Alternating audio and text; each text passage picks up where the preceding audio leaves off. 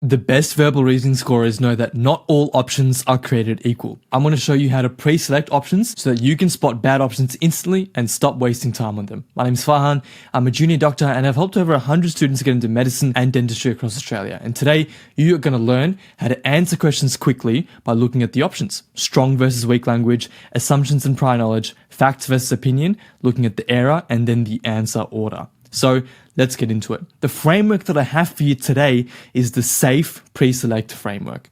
Essentially looking at what I just said 5 seconds ago, so I'm not going to repeat it. So let's start off with strong versus weak language. Using language to your advantage can help you eliminate answer options. So strong language tends to be very polarizing, and in most cases, it can't be fully justified. I'm talking things like will, is, and must, whereas weak language is more generalizable and in most cases can be justified. Let me just give you an example, right? Let's just say we got some fish. If I told you all fish must have scales, then a statement like that, it only takes one fish that doesn't have scales for that not to be true. Whereas if I just said fish may have scales, it only takes one fish with scales to prove that to be true. So that's why strong language is very polarizing, more likely tends to be can't tell, and weak language tends to be true. So here's some examples of strong language. It's like this. Just pause the video, take some screenshots, just understand what strong language looks like. There's no need to memorize these, but hopefully you have an internal barometer somewhere that tells you what strong language looks like and what weak language looks like. Now, weak language, on the other hand, tends to be true. And once again, it looks something like this, or this, or this, or this, or this, and more. So just pause the video and look through those. Make sure you understand what strong and weak language looks like. Now, I have to emphasize this. Strong language tends to be false or can't tell, and weak language tends to be true. But this is a tendency. This is a pattern, not a rule. It can guide you into maybe what option you want to pick to justify, but it is not what you should go through and answer every question with. Unless you're strapped for time. If you've got no time remaining, then absolutely go for gold, use this. But if you do have the time remaining, you want to be accurate, then use this to justify your options as opposed to just picking them. So what I want you to do is look at the following question, and I want you to promote one of these options as one that you are more likely to pick to justify. Let's go through it together, right? Based on the passage, each of these statements is true except. So what does this mean? True except means we're looking for something that's false. And we know strong language tends to be something that is more false. So let's look for examples of strong language. Some patients experience mild side effects during the trial. So it's some, that's weak, probably not. The treatment is effective for all types of disease. That's pretty strong. So that's got a big tick in my book. Let's go through the other ones. Researchers found a correlation between dosage and symptom improvement. Okay, maybe, maybe not. And the study suggests further investigation may be warranted. So weak language there. So on the whole, it looks like B is probably going to be the correct answer here because it's the most likely to be false. What does this mean? It means that instead of wasting our time with A, C, and D, we go with option B. We go back to the passage, we make sure that it's the answer, and then we move on. So just to reiterate, it's not to pick your answer and move on, it's to justify it so that you don't waste time with these ones. That's not to say A, C, and D can't be the answer. Obviously, we don't have the passage in front of us, but it's to say we're going to go through this one first to play that game of probability. All right, let's go through another one. What do you think it's going to be? True, false, or can't tell in this case? All right. So the increase in childhood obesity rates is solely attributable to changes in dietary habits. So a sole attribution, that's quite strong, more likely to be false or can't tell. According to the passage, companies must implement remote working policies to attract talented employees. Same kind of deal. So must, strong language, more likely to be false and can't tell. Obviously, look through the passage to justify. Now, what I want you to do is I want you to eliminate one of these answers. Which one do you think is less likely to be the answer? So hopefully you've had a look. Let's try and identify which one we want to eliminate. So C here stands out quite a lot because we've got before the printing press, information was never shared between different regions. So never here being a really strong word. It's going to be hard to justify. Therefore, it's likely not the answer in this case. It just means that when you're going through the options, you're not really thinking about C until it's the last one. And we also kind of dip into the next category, which is going to be about common sense. Like, information was never shared between different regions? Really? Probably not. But we'll go into that. For this next one, I want you to look at which one of these options do you want to promote? Which one looks good to you based on the concept of strong and weak language? All right, so let's have a look. So which of the following conclusions can be inferred? So we're looking for something that's true, relatively. So installing solar panels will reduce household energy costs. So strong language. Wind power is the only viable solution. All countries must transition to renewable energy. So strong, strong, strong. And then we've got renewable energy resources may contribute to reducing carbon emissions. So we've got our weak language here, which just means, once again, we go through option D first. If it is our answer, fantastic. We've saved so much time instead of going through A and then B and then C. But again, there's no guarantee that it's the answer. So if it's not the answer, then you simply go through in order again. All right, so that was strong versus weak language. Let's move on to step number 2 of the safe pre-select model, which is looking at assumptions and prior knowledge. So assumptions and prior knowledge can help in true, false, can't tell, where it'll help you determine which answer it'll be. For reading comprehension, it'll help you determine which options to scan through first, just like we've gone through. And you can use your prior knowledge and common sense to justify an option. It can save you a lot of time needlessly running through the other 3 options first. So let's go through an exercise. I'm going to give you a question, and I genuinely think you can answer it in 15 seconds. Have a go. Okay, so I'm not going to wait 15 seconds. If you need more time, pause the video. But according to the passage, medieval manuscripts were mass-produced using industrial printing techniques. Guys, we don't have to be a historian to know this, but medieval times, and then you've got the industrial times. Do we think that in the medieval times, I'm thinking like chain mails, I'm thinking all those like swords, knights in armor, do we think they had like printing facilities at scale? Probably not. So this one's more likely to be a false and can't tell. And if you read the first sentence, we see the production of books in medieval Europe was a laborious and time-consuming process. It says it right here. So here we've seen how assumptions and prior knowledge can help us guide as to what we think the answers might be, and then we are able to go back, justify it from the passage, pick our answer, and move on. So the answer here is B. All right, let's go through another one. So feel free to pause the video here and have a go using the safe pre-select framework. All right, so let's run through this one together. So electric vehicle adoption has been slower than expected, primarily because charging infrastructure remains limited in many areas. Okay, that's feasible, maybe. Electrical vehicles can never travel long distances. That's strong. So probably not. I'm going to put that down. All petrol stations have been permanently closed. For real? Like, probably not, right? So just using a bit of common sense there, not likely to be the answer. And the technology was only invented last year. Well, the technology's been around for a while, so I'm not saying that can't be the answer. Maybe this passage was set in a different time, but again, likely to be down. Which means we look at option A, we evaluate it, and if we can find the answer, then we move on with that. And if you can see here, we see the most significant obstacle remains the limited charging infrastructure in many regions. So there, we're using a bit of prior knowledge, a bit of common sense to be able to mentally disregard these options and go with the one that might make a bit more sense. But be careful, because sometimes prior knowledge can come back to bite us, just like in decision making. Even though you may know something to be true, you need to be able to verify it using the evidence from the text. Arguably, the more you know about a topic, the more likely you are to make an error using this. So, this whole assumptions and prior knowledge thing, it's a bit of dangerous advice. You have to use it with consideration, because if you're going to use it to just guess an answer outright, then you're more prone to making those prior knowledge assumptions as opposed to sensibly answering the question. For example, let's have a look at this one, right? So, according to the passage, the primary reason consumers avoid electric vehicles is high purchase price. And depending on what you know about EVs, you may know this to be somewhat true. A lot of EVs are expensive, at least the good ones. And a lot of people don't, or they go with more petrol-based cars, at least at the time of recording, because of the price discrepancy between the two.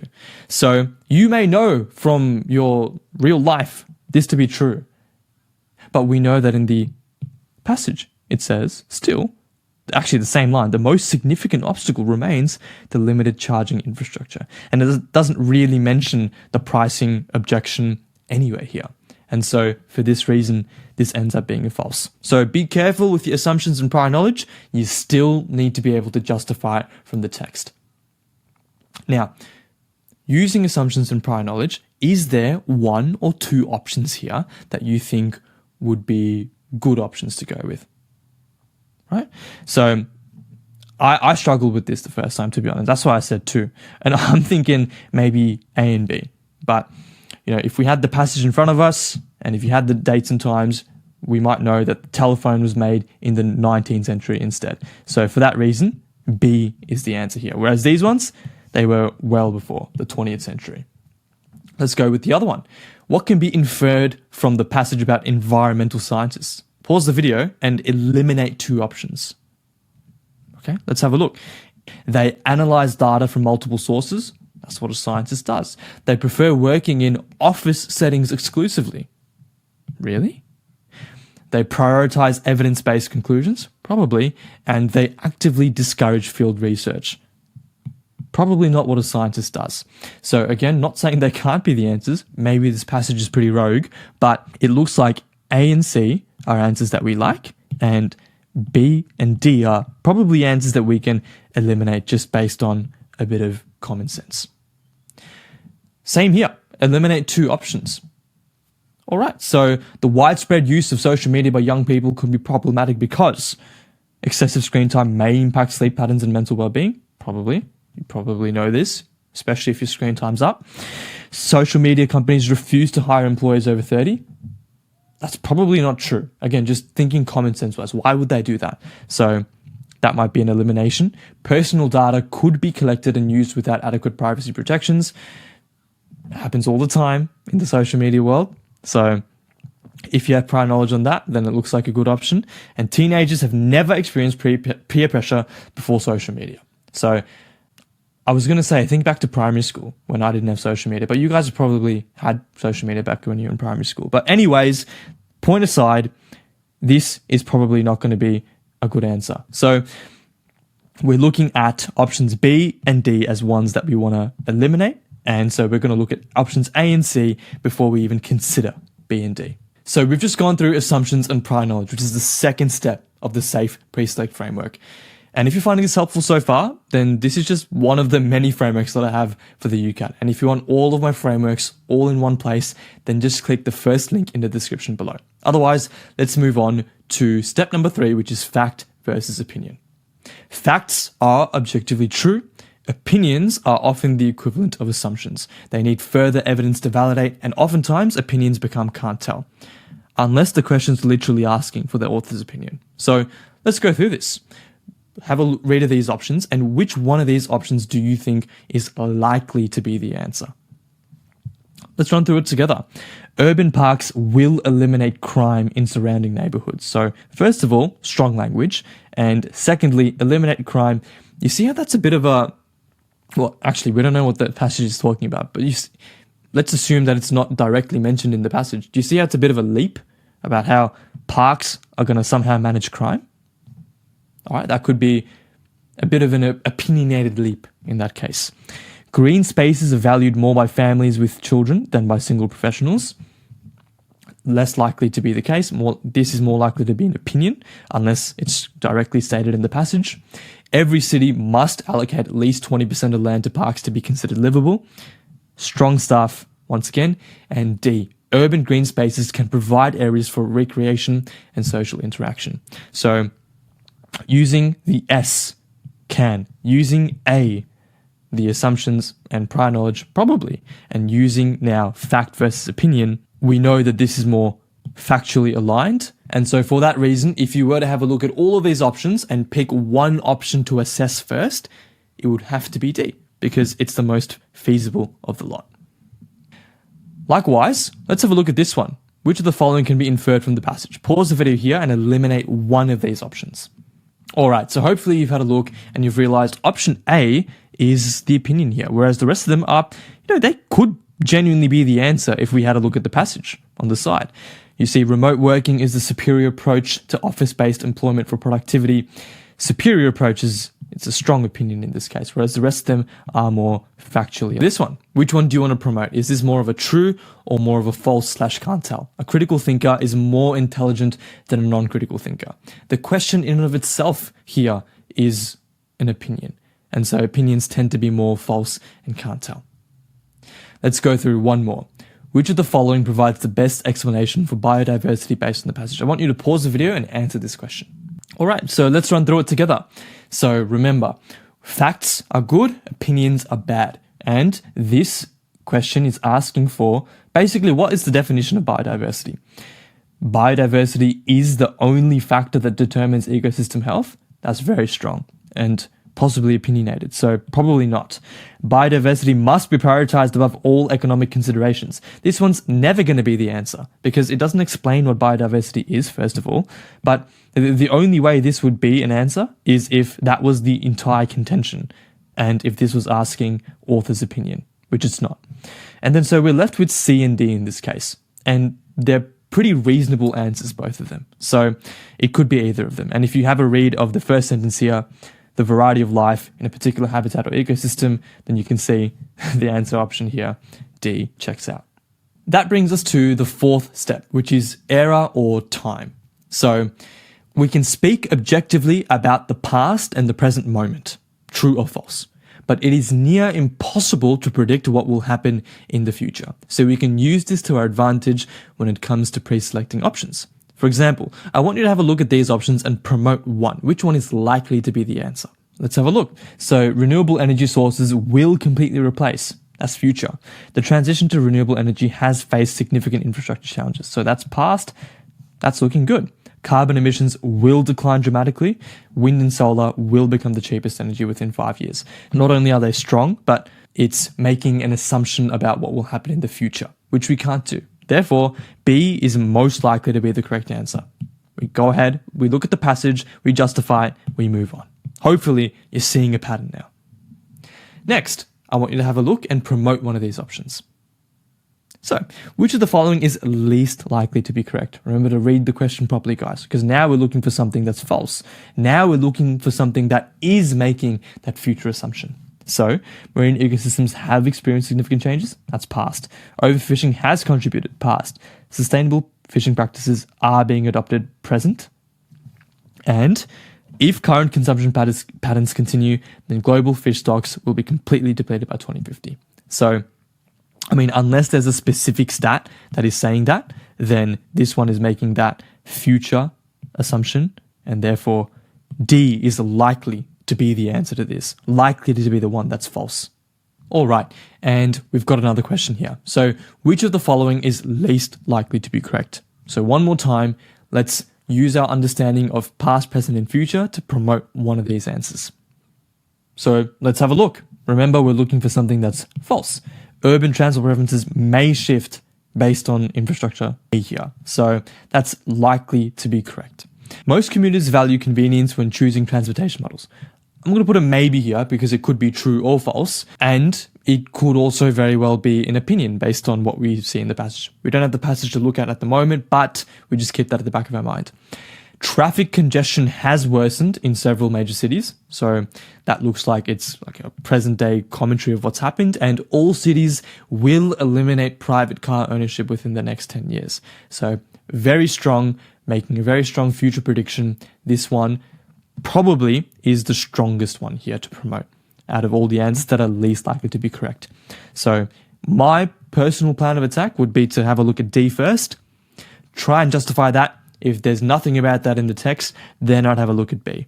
And then if it's not B, then look at A or C. So that is the safe pre-select model in a nutshell. Now, if you stick around this long, then I'm going to give you a bonus, which is testing order.